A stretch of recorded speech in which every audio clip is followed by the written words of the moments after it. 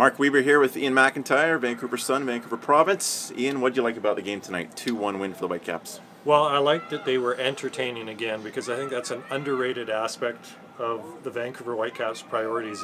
Yeah, they have a great fan base, and yes, they're building a pretty good franchise here, but you have to entertain. It was nice to see that after the 2-1 win against Portland, which is one of the best games I've seen the Whitecaps play in MLS, that Carl Robinson, who loves to tinker, actually came back with the same starting 11. In the first half, they were very good again. Obviously built a 1-0 lead. They had 65% possession. There really does seem to be some magic happening with Bolanos on one wing, Teixeira on the other, and Pedro Morales is now playing a new position, essentially as a holding midfielder. They do have a good thing going there. They did, however, start to look a little tired in the second half. I mean, they played Saturday against Portland, great result. The legs caught up to them, I think, in this one. And Chicago, who I thought played quite well tonight, a lot better team than their record, came on in the second half. So the subs, Carl Robinson subs are big tonight. Kakuta Mane, Eric Hurtado coming on late. Part of the setup, the build-up on Blas Perez's fantastic winning goal. The overhead kick for the old man, 35, looked a bit younger than that tonight, gets the 2 goals.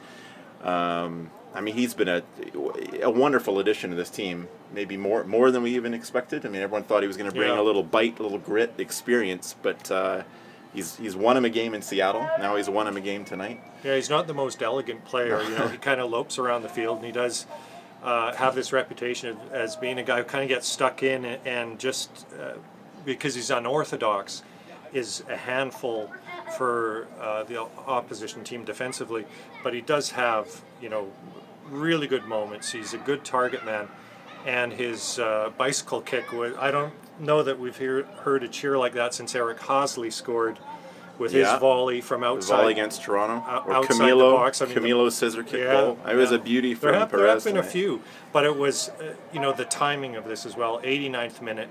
To salvage a win, so it's 3 points instead of 1, which is huge in MLS. You know, you have to try to win games, and that's another thing I liked about Robinson and the Whitecaps tonight, is that they didn't worry. They weren't worried about what kind of team are we going to have left for Toronto on Saturday. They were worried about what kind of team can we put on the field tonight and can we get the 3 points tonight. And they did, and now they go to Toronto with some momentum, and 2 straight wins. And it's a bit of gravy in Toronto, I think. I mean, you got to win your home games in this league. They didn't do it last year. They've fixed that a bit this year.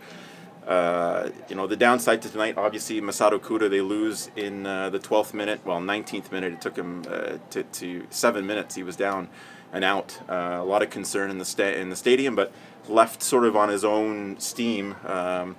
Goes to hospital, concussion. And he bit his lip and his tongue, and apparently has maybe a broken jaw. Carl Robinson hinted there, but they're waiting on more tests. So that's the bad news. And now the breaking news after the game, it was a busy night tonight, is that perhaps there's been a swap of struggling or disgruntled strikers. Octavio Rivero, reported to be going to Columbus in exchange for Kai Kamara, who had a big blow-up with Federico Higuain last weekend. So that's going to be a fascinating one. Rivero, 5 goals in his first 6 games for the Caps, and then 6 goals in his 38 games since then, or whatever it's been. So and it wasn't dressed tonight, which made people scratch their heads. So a few people reporting that, including Ivis Galarsep from Soccer by Ivis. He's not usually he's usually spot on. He's a tapped-in guy. The Caps are denying it for now, but that's something to watch for on Thursday.